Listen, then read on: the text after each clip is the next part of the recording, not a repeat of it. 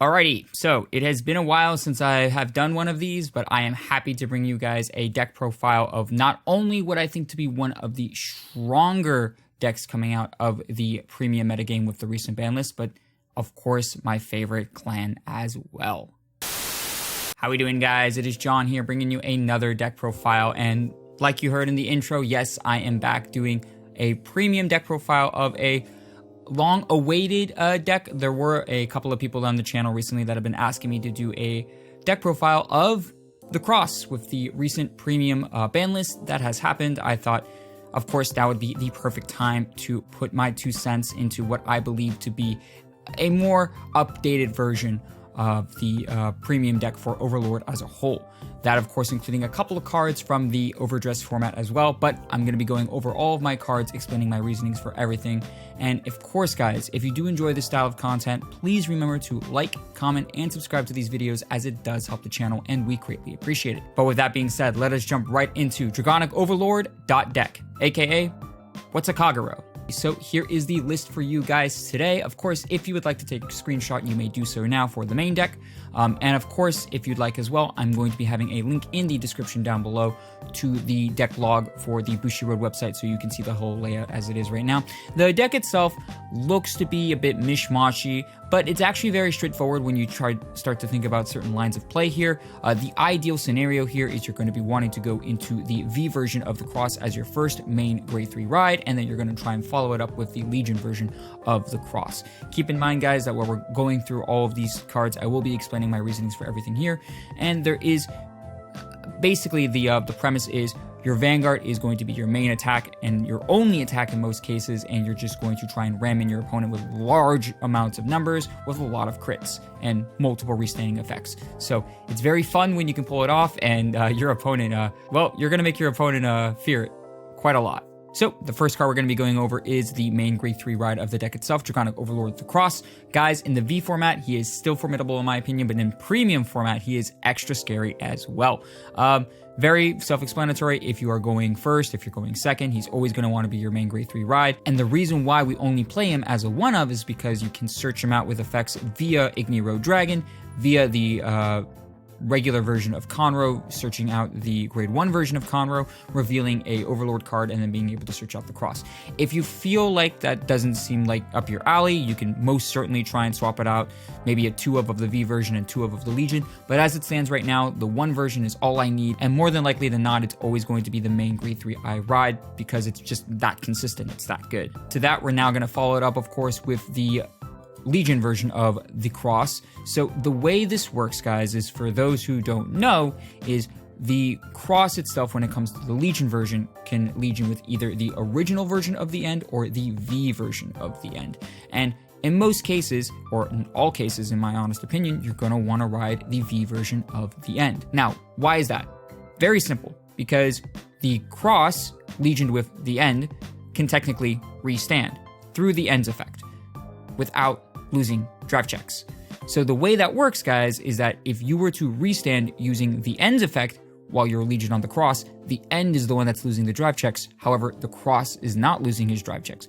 If those veterans would remember something like Cat Butler back in the day, how the grade 2 restood and therefore the grade 3 restood, a similar principle is being applied here. However, the main grade 3 that is attacking is going to be this version of the Cross. So you Legion these two together, becomes a 24k by itself. Pump that out with things like Nahalem or with Calamity Tower Wyvern, they become even bigger, and then with the Cross's effect, they become even larger than that, so it just constantly dishes out this large amount of pressure. Comboing that with the fact that you ride the original V version of the Cross to get the Force 2 marker just makes this an overall powerhouse of a combo and a deck. And then, of course, wrapping up our grade 3 slot is going to be the end itself. You're not going to want to ride him in any scenario. I mean, if you're forced to ride him, then you have to do what you have to do. But more cases than not, what you're going to want to do is reveal him with Conroe's effect, search out for a version of the Cross, and then discard him. He's just more so fodder than anything else. You can Legion him back in with the Cross's effect if you need to. You can use him as stride fodder if you need to. You can also use him as a way to soul charge via the Purge's effect, but you don't want to ride him. He's not that good as a ride target. He's more good as the mate, and more good as a copy target than anything else. So to follow that up, we're going to be going into a overdress card, actually, and that is the overdressed version of Dragon Knight Nahalem. So Nahalem has a very simple effect. When this unit is rode upon by an Overlord, you may call it to rearguard circle, and then his other effect, act once per turn. If you have an Overlord Vanguard, you can Soul Blast 1, and all of your Vanguards get plus 5k power. So he's a free 10k body on the board when you ride into an Overlord, and of course, since all of your grade 3s are Overlord, you're constantly going to have a 10k body there. But what's really nice about this version is that the fact that it states that all of your Vanguards receive plus 5,000 power. So that means if you Legion and then you do Nahalem's effect, your Vanguard essentially gets plus 10,000 power because there are 2 Vanguards on the Vanguard circle. And since it states all Vanguards, that means plus 5k to the cross and then plus 5k to the end. Very nice combo there, so just makes larger numbers on top of that, and he's just a solid beater as it is. We only run him as a 2-of because Soul is actually very tight in this deck, so sometimes you don't want to ride into him because then you lack Soul for the following turn, and in more cases than not, he's just there to make a large finish play than anything else. So he's neat, but not needed, more of a flex spot. Still cool though. And then to follow that up, we have 2 very important grade 2s for this deck that I don't think would require replacing. Maybe they do. I mean, again, it's very flexible in that sense, but I'm going to go over Igni Road Dragon first. So Igni Road Dragon from the V series, very nice. When placed, look at top 7 for a Dragonic Overlord with the cross, and then add it to your hand. It can very well be the V version, or it can be the Legion version. It doesn't matter as long as it states that it's Dragonic Overlord with the cross, which is nice. And then when your Vanguard attacks, if you have 4 or less cards in your hand, he gets plus 5k power. On the V version, he of course is going to receive the plus 5k power continuously, but if you do it with the Legion version, you know, there are going to be certain instances where you will have more than 4 cards in your hand, and then some instances where you won't have 4 cards in your hand, so he's just a nice, solid beat stick when it comes to that regard. Very nice as a ideal grade 2 ride, but there is one other grade 2 that I personally see that if you have it in your hand, he is going to be your grade 2 ride target, 100%. So what is that card, you might be asking, guys? Well, it is none other than the original version of Prowling Dragon Striken. So for those who don't know, back in the day, this card was terrible. It was so bad. But in Premium nowadays, it's very nice. Not only is he good in the sense that he is a ride target, right? He has Restraint, which seems bad, but in Premium, a lot of cases you want to try and damage deny your opponent. And there are things like Hwang in the game that forces you to attack the Vanguard. However, with Restraint, you just can't attack. It's not possible. Therefore, you can't attack, therefore you are damage denying them. And then his other effect is nice because if your opponent is trying to rush you without boosters, he just constantly becomes a 15k body. But then the cream of the crop, the super cool effect about this is that when you ride on top of him onto another grade 3 unit, he gets plus 5k power and plus 1 crit for the remainder of the turn. So if you ride on top of this with the V version of Dragonic Overlord the Cross, he's getting plus 5k power and plus 1 crit. So you right off the gate, combo that with a Force 2, that's 3 damage that you're swinging into your opponent as soon as you ride to grade 3, which is ridiculous. It's nuts. It's so cool. So keep that in mind. If you have him in your opening hand, it is definitely going to be a grade 2 you want to keep. But more cases than not, he's just going to be a 10k vanilla on the board or just a nice discard fodder. So really cool card, very nice interactions there. And yeah, just watch your opponent just go crazy when you ride on top of him with the cross. It's really fun. Moving on to the grade 1s lineups here. So we're just going to start out. We're playing 3 version of the new Dragon Empire PGs. You might be thinking to yourself, okay, why don't you run the ones that discard anymore, or maybe ones that countercharge? So this one, Twin Buckler Dragon, is very nice for the interaction with the V version of the cross. So this specifically states, if your hand has 2 or more cards, choose a card from your hand and discard it. So the nice interaction here is that it checks for the cost of having 2 or more cards in your hand. However, if you read the V version of the cross, it states, when your card effect would count the number of cards in your hand, it is regarded as 0. Therefore, the cross comboed with Twin Buckler Dragon will always make this PG free. There is no needing to discard for the cost of Twin Buckler Dragon, which is very, very cool. A free PG is very nice, especially in the premium format. Having the ability to just say, no, I don't have to discard, and I can be super flexible with this PG is ridiculous. It's amazing. So yeah, we play 3 copies of this. You can play 4 if you want, but I chose to put in 1 extra copy for the grade 1 slot and chose to be a little more flexible when it comes to my crits, just in case when it comes to, guard restriction shenanigans and the like that. Right after that, we're going to be playing 4 additional copies of Calamity Tower Wyvern. So Calamity Tower Wyvern, very nice card. Only there for the fact that it just can pump up your Vanguard. It does count as Soul Blast, which is kind of important in this deck, actually. This deck is a little low when it comes to the soul count, so you want to be very careful when it comes to that soul. So normally you want to try and use Calamity Tower's effect when you have an ideal kill turn, or if you're going into the Legion effect, giving it plus 15k, making yourself a 39k.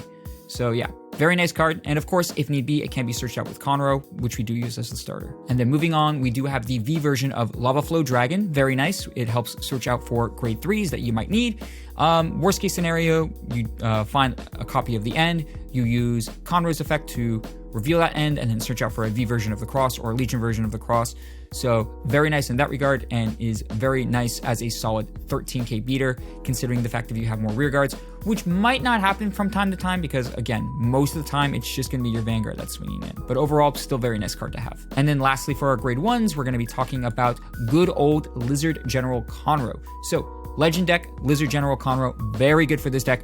Not only the fact that it helps search out for any of the overlords that you need, but it helps fill your drop zone faster for the Legion play, as well as being able to countercharge by retiring him. So because your Vanguard is going to be restanding and swinging multiple times, that is multiple countercharges that's going to be happening, which is super nice for this deck. So you can be very flexible with your counterblasts here because you can easily get them back from Lizard General Conroe's effect. Very good card to have. And then what, of course, would be a nice Kagero deck without the main Lizard Man himself, Lizard Soldier Conroe. Guys, I know we have V starters. I know we have D starters. I know that they're essentially a +1 in hand and they are free. But in my opinion, Lizard Soldier Conroe is still one of the best starters in Vanguard to date. Having the ability to toolbox your entire deck for a grade 1 or less that you might specifically need is very handy, especially in the premium format. Helps search out for your perfect guards, helps search out for things like Calamity Tower Wyvern, helps search out for things like G guards in case you need to do something like a Denial Griffin. At least now, come grade 3 Guardians, when the V collection comes out, that might change. But as it stands right now, Lizard Soldier Conroe is still amazing. It's great. And I don't see myself changing it anytime soon. All right, lastly, let's talk about the triggers. So, of course, gotta play that one of over trigger because especially in this deck, if you flip it, it is completely blowing your opponent out of the water. It is super oppressive in this deck. And one of the fun interactions I like doing, especially with this, is that if I go into the later stages of the game and I know my opponent is at a high amount of damage and I can't successfully do something like a Legion play, I will opt to do into something like Dragonic Overlord the Purge, burning them for a damage, and then possibly getting 5 drive checks. And if I flip this over trigger, I can restand and do another 5 drive checks, which is ridiculously crazy. So yeah, play one of this because you have to, but it is what it is. And then our last Sentinel slot is going to be Dragon Knight Jeanette. Just a solid 30k shield, nothing much to say here. There might be some instances where, like I said, there are guard restricts in this game, so it's just nice to have it just in case. 4 of the Stride Fodder from Festival Collection or Fighters Collection, I believe, so just nice in that regard. Not much else to say there. You do play the card that goes into the soul, plus 10k from another Fighters Collection for Kagero. Also very nice to have because it does help build soul, and like I said previously, this deck is very soul light, so be mindful of that, and just very nice to have overall. And then lastly, the heal triggers, they're just heal triggers. Not much else to say there. G Guardians are nice. When the new heal triggers do come out, I do see myself possibly bumping that up to 3 and maybe only 1 of the grade 0 heal Guardians, triggers, only because I would want to possibly search it via Conroe's effect, but time will tell and more testing will come from that. All right, and that is going to be the main deck, guys. Very self-explanatory, and I will say for a majority of the time, this is going to be what you're going to be using most of the match. The G-Zone is nice, it's flexible, but there are only going to be certain scenarios where I see myself going into the G-Zone, as well as the fact that, this deck is just so powerful enough as it is that it might not even need the G-Zone as it is. Maybe the Denial Griffins is all you'll need, but I'll go over the G-Zone and you guys can be the judge of that. So here it is. Like I said, it is very self-explanatory, very straightforward. You're trying to, put restand on top of restand on top of restand, which is essentially what Kagero is nowadays. It used to be a retire deck back in the days. kind of is with Blade Master, but anyway, we're going to go over the card by card and I'll explain my reasonings for everything here. So first up is one of our more recent strides in the form of Flame General Dumjid Valor. Very nice card actually. So if in case for whatever reason you are low on resources or you can't successfully do the restand combo, Dumjid Valor is also very nice.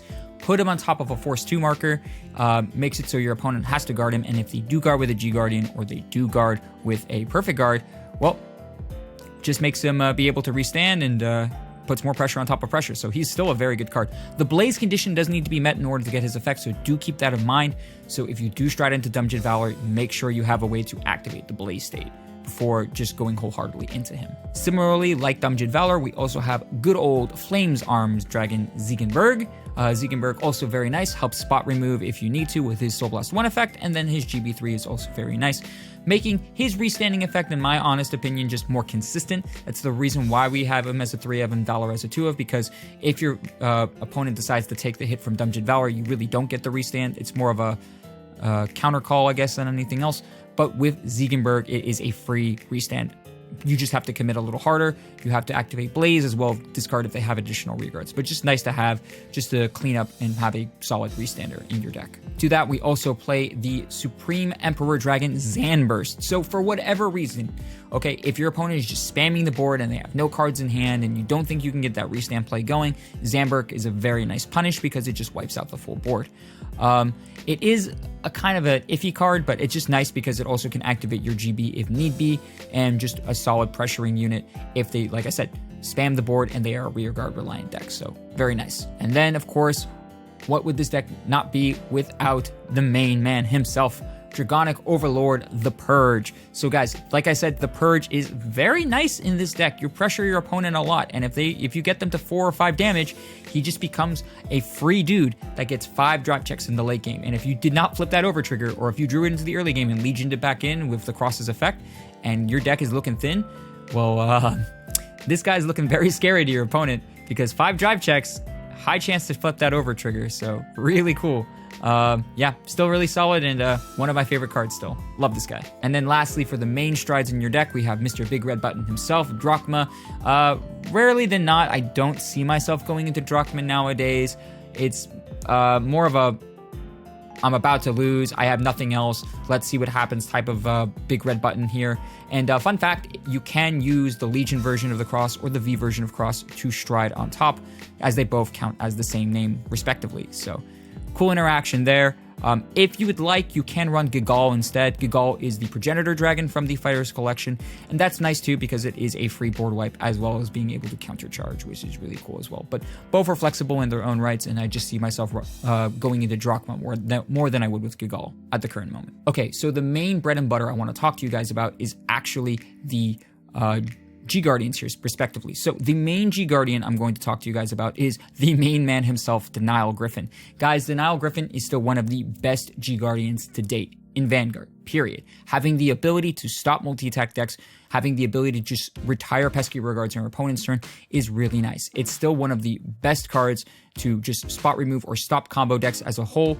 And yeah, people fear this card, even to this day. It is that oppressive, that powerful. So we run it as a 3 of. We only run it as a 3 of because, you know, there are going to be certain instances where you're not always going to want to go into Denial Griffin, and it doesn't always solve the ideal problem, or there might be certain instances, like say, for example, large numbers that they don't care about their rear guards, and you might want to go into a different G-Guard to accommodate for that. So that card, of course, being the next card we're going to be talking about, and that is Absalam. So Absalam is just nice because, you know, if your opponent has no rear guards, he just becomes a big beefy boy and very much can't be hit because he gets plus 10k for each one of their open rear guard circles.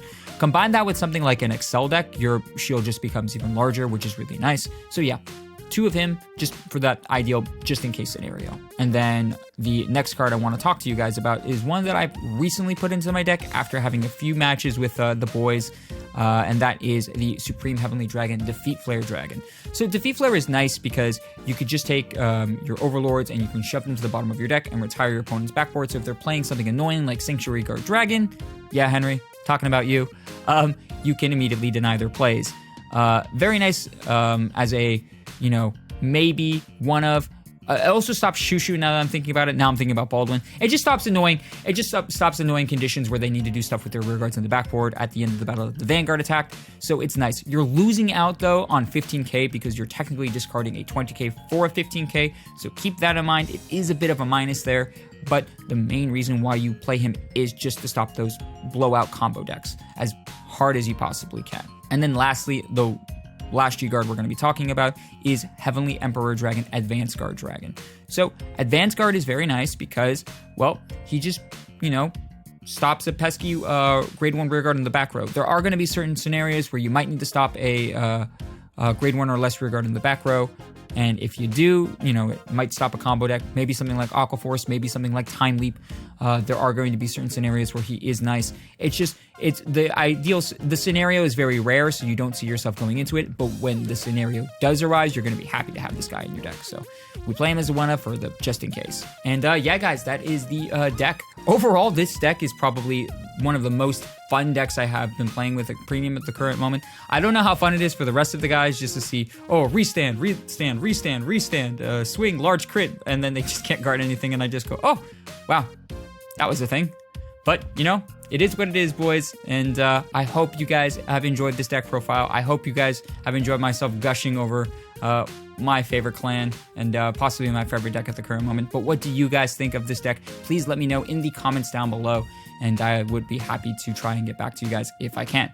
But with that being said, guys, my name is Mama John from Team Greylock, and I will see you guys next time. Deuces!